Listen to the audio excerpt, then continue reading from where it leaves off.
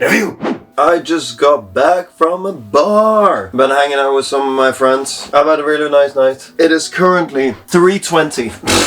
3:20. I haven't had time to record any of my reactions so far, and after this recording I have to pack because I'm grabbing a bus tomorrow at midday going to my summer house to celebrate Easter with my family, which is gonna be lovely. I'm a few pints down. Right now I'm drinking cola to keep myself awake because I'm a tad tired. I want to right now, as well as hopefully going forward over the coming weeks, record a little bit of my thoughts when it comes to The Last of Us Part 2. A little bit of a preamble. I played the first game very quickly before the first season came out. I've obviously been aware of the game ever since it came out because it was that big of a cultural phenomenon. It was quite quickly before the show came out in 2023 that I played the game through. I played through the game, then watched the season of TV, and then I played the second game, and then I've revisited both the first game, the second game, and the first season afterwards, just refresh my thoughts on it a little bit. Now, of course, the first game is an extremely strong game. I think it mostly falters in very basic and inconsistent gameplay, you know, the pure mechanics wise, but the core of the story and the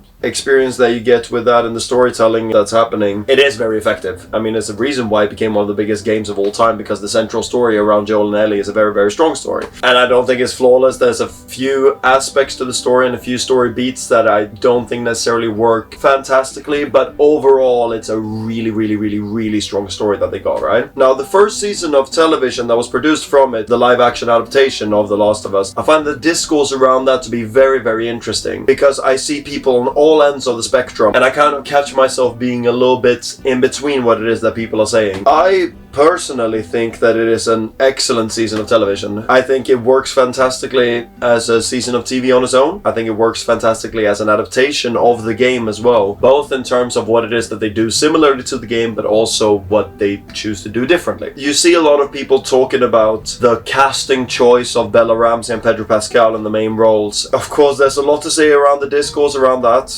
especially around the casting choice of Bella Ramsey. Pedro Pascal, I was pretty on board with from the get-go. I can very much see him do an interpretation of the Joel that I know from the game and doing it in a believable way, so I kind of bought that whole thing. More with Bella Ramsey that it became a bit more controversial. In the first 3 episodes, I was not really feeling it that much. I felt like Ellie in the game was very harsh and a little bit bratty, but there was a very strong likability to her character because you got hints of vulnerability around this rock hard shell that you had on the outside, right? And I felt like that was lacking in the first episodes that we got in the TV show with Bella Ramsey's interpretation of Ellie, because I felt like we didn't really get the same vulnerability in those episodes that we got from the game, and I felt like it was a little bit lacking with her character. And I actually remember the moment where she kind of won me over, and it was actually in episode 4 where it was that they enter this city. I can't remember where it was in the show. And there's a moment where it is that Joel gets attacked, and then Ellie is hiding behind a wall, and she hears that Joel is in trouble, so she goes out and then she shoots that guy in the back, saving Joel. Then Joel, of course, convinced her to go around the corner while he executes that guy. And just that whole scene, I think, is excellently executed to begin with. But that's the moment where you can see a lot of vulnerability and a lot of emotions going through Ellie's character at that point, and in turn Bella Ramsey's performance. And I remember that being the moment where I'm like, ooh, okay, there's stuff happening over here. And to be honest,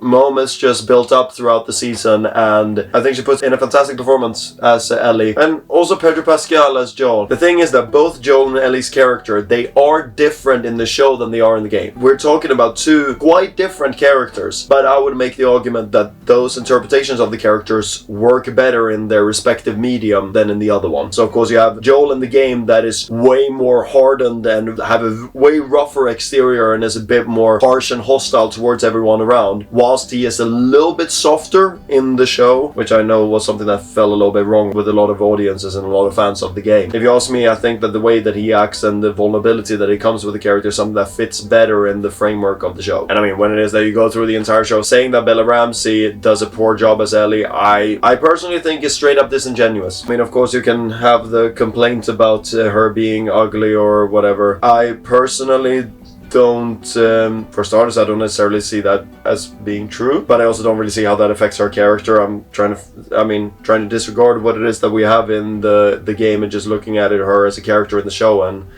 you know, I think it works. Then, of course, we move to the second game. This is, of course, when it gets fascinating. I hold the position, similar to a lot of other people.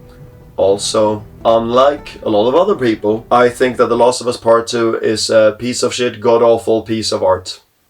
There's, of course, some mechanical elements to it. I think that there's a significant downgrade in a lot of the mechanics of the actual gameplay, of very generic and flimsy dodge mechanics and some of those gameplay stuff, but ultimately the meat and potatoes is the story of it. Now, of course, the second game does retcon and do what I consider to be the wrong interpretation of a lot of events that happened in the first game. Now, I can go on and on about everything that I feel like was very poorly treated and awfully written about The Last of Us Part 2 game. But if I want to focus on the core aspect that bothers me a lot, it is their treatment of Joel's character and their treatment of the ending of the first game. Because The Last of Us Part 2 kind of follows the notion that what Joel did at the end of Last of Us Part 1 was him condemning the world and doing the wrong thing and screwing everything up. Which is something that I find unrealistic, ridiculous, and quite immature. For starters, Joel and Ellie are currently dealing with, to be frank, a terrorist organization. The Fireflies have been shown to be very, very, very harsh and very brutal in killing any opposing faction and doing a lot of terrorist acts to try and push their narrative and their ideologies in different factions around there, similar to a lot of other factions. We're living in a lawless world, aren't we? It's also, they welched on the deal. The deal was that Joel and Ellie were going to go over there, they were going to do some tests, and they were more or less going to go free, right? Then as soon as they come over there, they knock them both out. They prepare Ellie for surgery.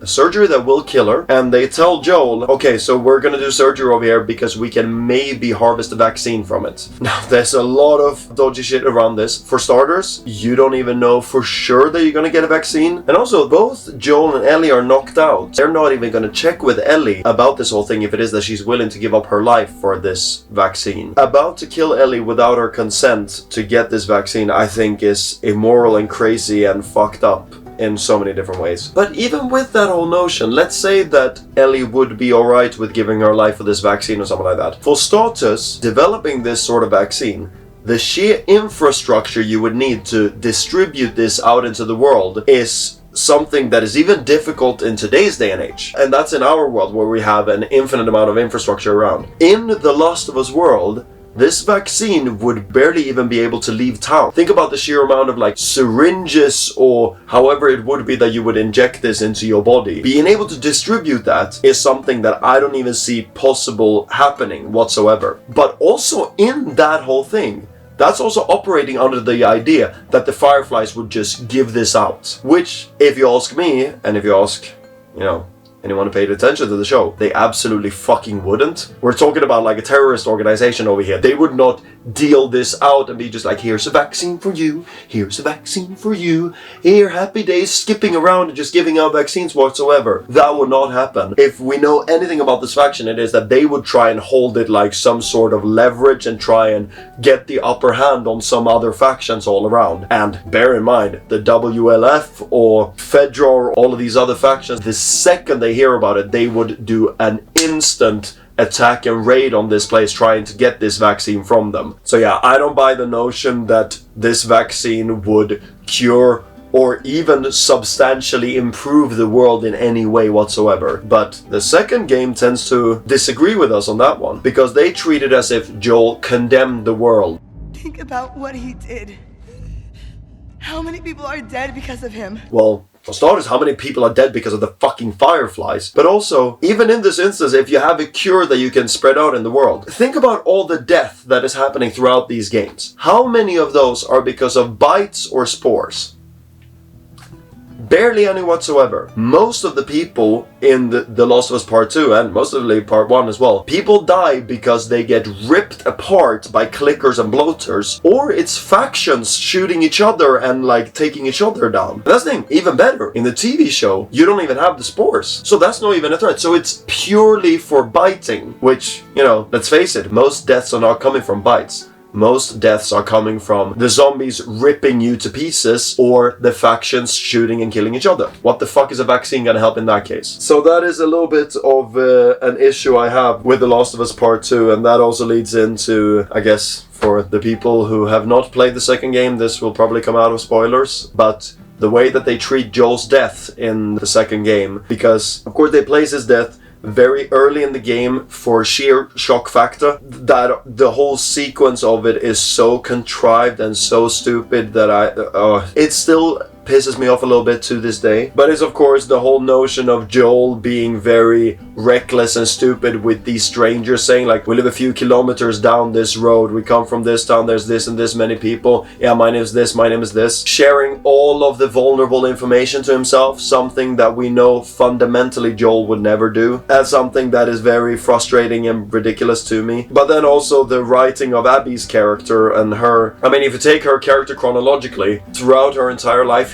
she does almost exclusively altruistic things throughout her entire storyline and is saving and helping other people, except for the significant scenes that relate back to the original storyline, when it is that she is psychopathic and sadistic and torture Joel to death. When it is that you look at the entire Last of Us Part 2 chronologically, I would say that she is straight up out of character in that instance, because you see her doing almost exclusively altruistic things and then she becomes this fucking murderous psychopath in that moment. But also both Joel and Ellie being super fucking reckless in how they approach the situation, and that you have to bend or break their character to get this moment across is frustrating as fuck. And also the whole thing where it is that we get the whole game goes by and we never get a conversation between Abby and Joel. We never get any instance where Abby asks Joel, why did you do what you did? Just a simple question. Why did you do this? Nothing like that. Do you know why she doesn't ask? Because the writers realized that if Abby asked Joel why he did what he did, Joel would give his reason, and then her killing him in that instance, she would look absolutely fucking delusional and insane. They decided to have Abby kill him without asking any questions, hoping that we would forget about the reason why Joel did what he did. Unfortunately, Last of Us, your audience is a bit smarter than you maybe think they are. I mean, throughout the entire game, I just had a difficult ever feeling any sympathy for Abby, because we start off with her, our main character that we feel very strongly about, torturing him to death and saying, you stupid old man, and it's just not a good start to a character that you are hoping that we would sympathize with at any point. Because then regardless of how much altruistic shit we see her do later, I just could never get connected to her, because I just couldn't get over my hatred. Torturing this guy to death is so fucking insane to do that, yeah. I guess this leads me into now premiere of The Last of Us Season 2. Me, of course, being very, very happy with the first season of television. They followed the first game and they did not tweak the first season to fit better with what would be The Last of Us Part 2. It's also one of the reasons why I adore the first season so much, because if you look at The Last of Us Part 1 game and The Last of Us Part 2 game, The Last of Us Part 2 game takes a different interpretation of what happened in Part 1 than what actually happened. So then when it was that they did an adaptation of the first game, I was scared that they were gonna change things in Season 1 so that it would better fit The Last of Us Part 2. Something that would have frustrated me a lot, but I'm very happy that The Last of Us Season 1 followed the first game very closely and also with the same ramifications of that. But that also means that if you were to do the same thing in Season 2, aka following the second game, you would again contradict your previous work. So it's of course interesting getting into this season right now. Now the first episode, some quick things. Again, I adore the way that Craig Mason and the production team and the production company, everything, have realized this world that they're featuring in. That was something that stood out a lot to me in the first season, and again in this episode. They have very much brought the world of The Last of Us to life, and it looks very tangible what we're seeing on screen. It looks fantastic. I actually quite enjoy the opening scene with Abby and her crew, because it instantly gives a little bit of a backstory to Abby's character. I think it was wise of them to not have Abby be as fucking stupidly built like a gorilla in this season as she was in the game, because of course that's something that sticks out as a very stupid part of the game in a post-apocalyptic world where food rations are short. So I don't know how she could possibly bodybuild her way up to that level. So I'm quite happy that they backtrack a little bit on that for season 2. Now, the short time we got with Abby in this episode kind of convinced me of something that I was already suspicious of beforehand, which is that I actually really enjoy the casting of I think her name is Carolyn Danvers as Abby in the show. I think she brings a lot of vulnerability to her character, which is something that, at least in the key scenes of Abby in the game, I don't think was there whatsoever. I'm just in general hoping that she's going to be more consistent and better written than she was in the game, but I guess we'll have to wait and see with that one. Then we of course get reunited with all the old characters from before. It gets revealed as well that Joel is going to therapy, which is something that I find interesting, because I can't fully decide if I find that believable or not, that the way that Joel character is and has been characterized, that he would go to therapy, if that makes sense. Like, I can buy in an instance that he would be forced into going into therapy from like Tommy or something like that. In general, I feel like the way that he has been characterized, I'm not really sure that I buy that that's something that he would do. But he does go to therapy, and funny enough with the mom from Home Alone as well. And there's a very interesting moment when it is that he is in therapy, where we hear that his therapist's husband apparently was killed by Joel, which is something I find to be quite an interesting idea and theory to begin with. But it's also weirdly not elaborated on whatsoever. We don't really hear why Joel killed her in any instance and what the context of that whole scene was. Since it is the therapist asked Joel, what happened to you and Ellie, then of course the therapist does not know about the instance where Joel wiped out the fireflies. So her husband was then not a firefly. But then it poses the question of like, okay, why did Joel kill her husband? What was the context of it? How did this lady, I think her name was Gail? I can't remember what her name was, find out that Joel was the one that killed her? What was the context of it? But in general, I actually like the performance from her, where it is that she says, there's something that I want to share, but it's very uncomfortable, so I don't want to say it. But that is why I should say it. And that whole dialogue was very interesting from her. And you know, there are hints here and there that this world is condemning Joel a little bit from what it was that he did in the Fireflies, which they haven't fully gone that way, but given how the second game goes, I'm scared they're going in that direction, because I just think that that is a wrong assumption. We then of course also get a very famous scene from the second game, and also one of my least favorite parts of the game, where it is that they're at a dance party, something like that. Dina and Ellie kiss each other over there, and then there's this old homophobic dude that called them dykes and everything, and then Joel steps in, pushes him away. Ellie explodes on Joel. Now, in the game, I thought that was a very distasteful moment, and I thought it was very out of character for Ellie to flip out that hard and be so rude to Joel in that instance. I think it is more in character, given what we've seen from like the distance in between Joel and Ellie's character in this episode. I'm still like, I'm not 100% there, but I was still worried that the show is making her a bit too unlikable, because when it is that I'm watching this scene, I'm a little bit like, I get that there's like a mixture of teenage hormones, and of course Joel not sharing what it was that happened, that's driven a little bit of a wedge in between them, but I feel like they're still going a little bit too hard.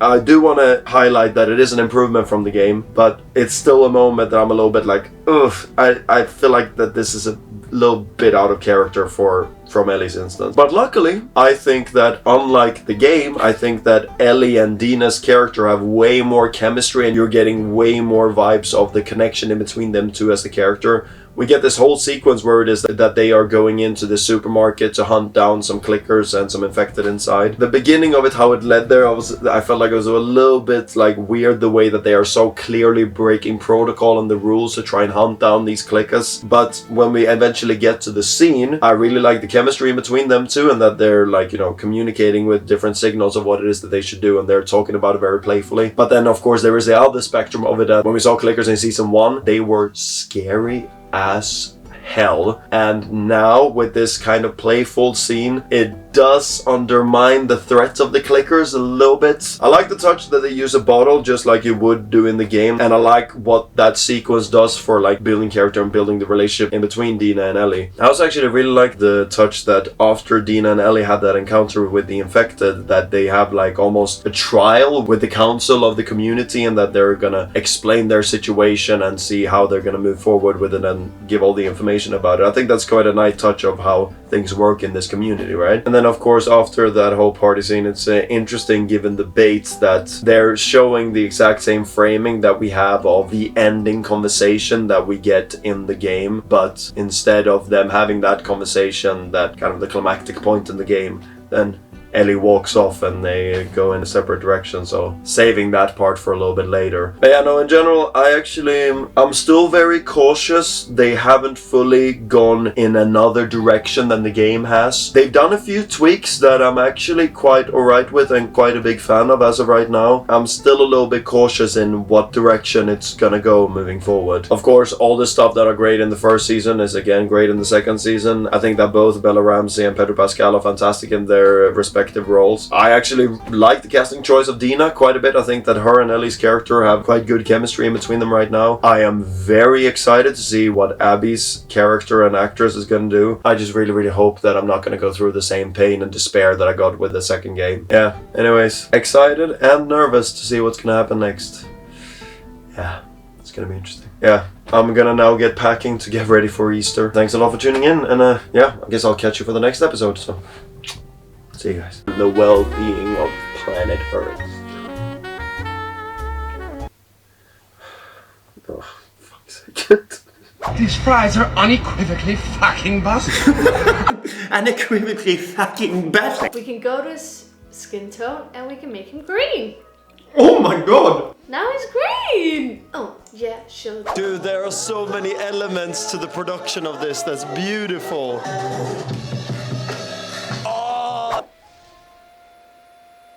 Ong. Are you the Avatar, Ong?